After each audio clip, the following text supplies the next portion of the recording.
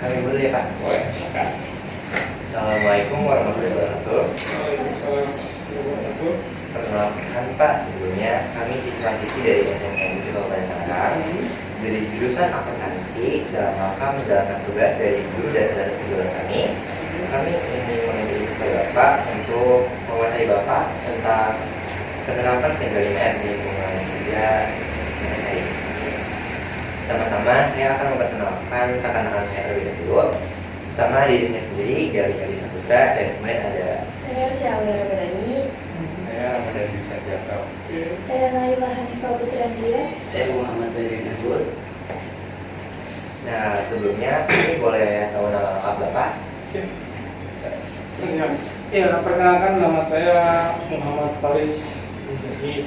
Saya sebagai supervisor quality di sini.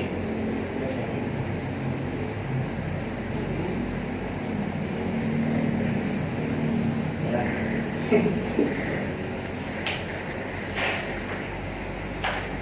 Selanjutnya, jadi sebelum kami memulai wawancara, nanti setiap rekan saya akan menjelaskan terlebih dahulu apa itu 5R yang akan mereka pilih untuk ditanyakan kepada Bapak. Baik Pak, tanpa menunggu dan mengulur waktu, kami izin memulai wawancaranya ya Pak. Dan kami juga izin merekam suara Bapak serta memvideokan wawancara ini untuk bukti laporan kepada guru kejuruan kami ya Pak. Baiklah, mari kita mulai Pak. Pertanyaan wawancara dan penjelasan yang pertama tentang ringkas akan dijelaskan dan diwawancari oleh kalian. Permisi Bapak, izin menjelaskan ringkas merupakan kegiatan menyingkirkan barang-barang yang tidak diperlukan sehingga segala barang yang ada di lokasi kerja hanya barang yang benar-benar dibutuhkan.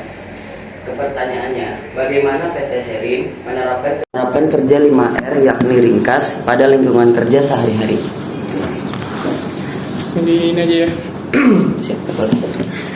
Untuk di PT Serim sendiri, ringkas sebelumnya sih untuk 5R di PT Serim itu sudah dijalankan dari awal, dan untuk PT Serim sendiri sama saja sih 5R, tapi kita di sini menggunakannya 6S. Sama aja sama 5R, cuman kita plus 1 safety.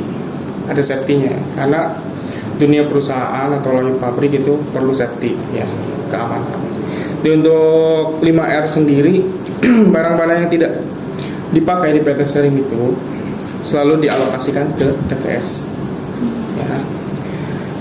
Dan akan dibawa oleh pihak ketiga, khususnya sampah organik, non-organik, B3. Dan untuk limbah produksi, kita kan di PT Serim memproduksi busa, foam ya. Dan itu pun tidak semuanya kita buang, tidak dialokasikan. Yang berbentuk foam itu kita recycle ulang. Jadi di PT Serim itu tidak ada yang menjadi sampah. Kalau di PT Serim itu menjadi yang tadinya busa di recycle menjadi foam kembali. Nah itu. Ya, kalau kecuali ya memang seperti sampah domestik itu pasti buang, seperti sampah B3 itu pasti kita alokasikan karena kan tidak bisa dipakai. Berarti di PT Serim ini limbah yang terbuang terminimalisir kan? Karena recycle itu. Limbah sendiri di PT Serim itu sebenarnya tidak ada. Limbah cair kita tidak punya karena kan kita memproduksi limbah produksi padat. Nah kita pun mungkin kalau untuk limbah hanya limbah cair seperti MCK atau apapun itu kita alokasikan ke Spiteng sekarang. Terima kasih Bapak untuk pertanyaan ke-1 dikeluarkan. Baik, sekian dari materi ringkas dari saya ini. Saya akan lanjutkan ke materi rawat yang akan dibacakan oleh Gali. Ya, jadi pertama saya akan menjelaskan terlebih dahulu apa itu rawat ya Pak. Ya.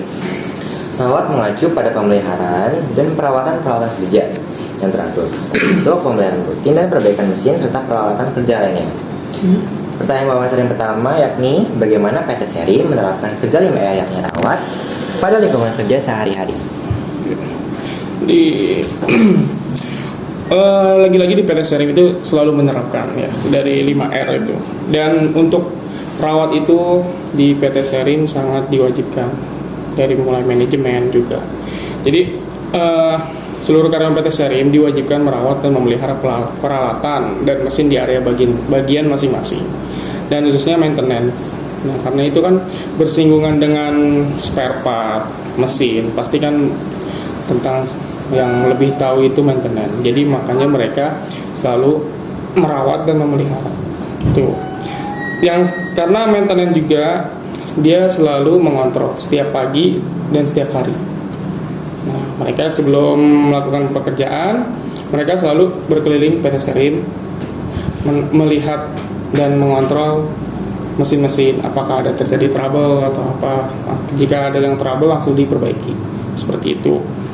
Dan untuk spare part mereka selalu mencatat pemakaiannya, pembelian, jika memang ada yang hilang atau apa selalu dicatat, seperti itu.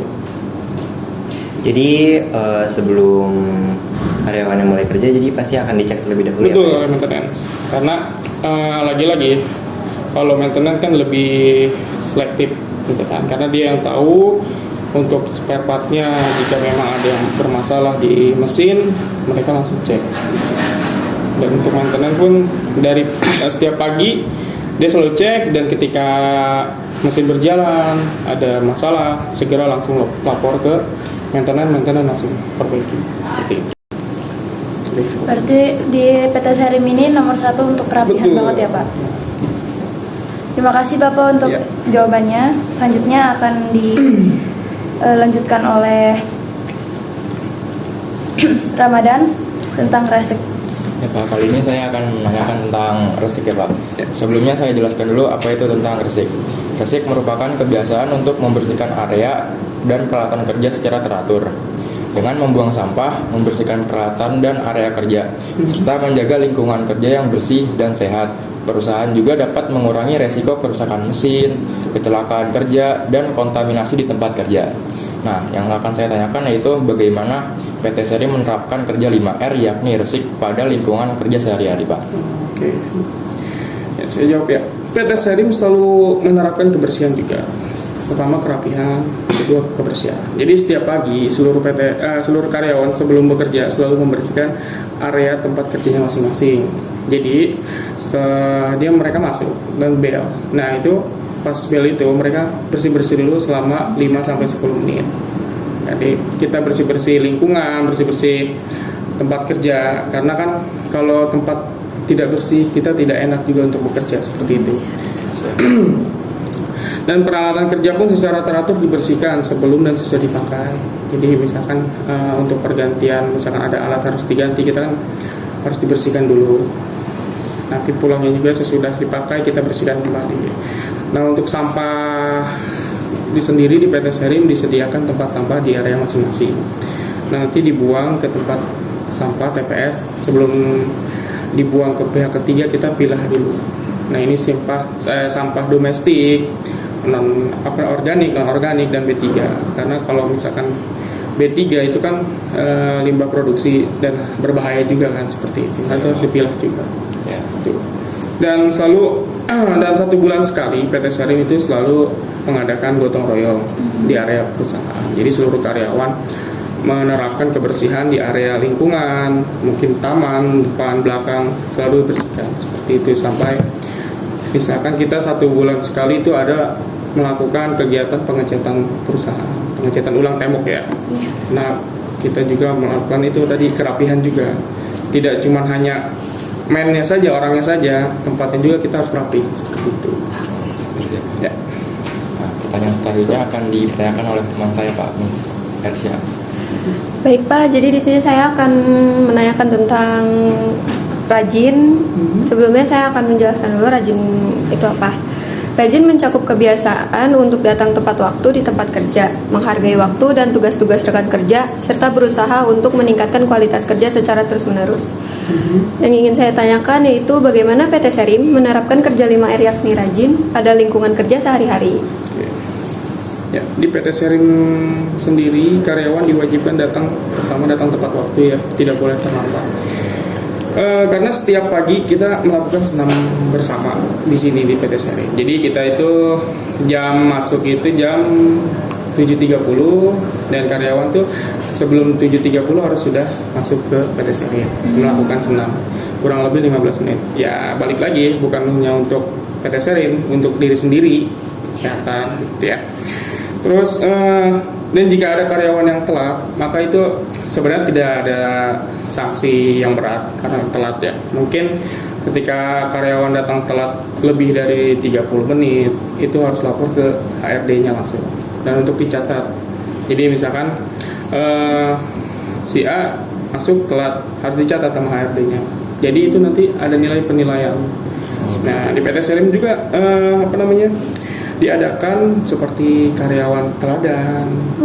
Ya, jadi setiap hari jadi perusahaan itu selalu diumumkan.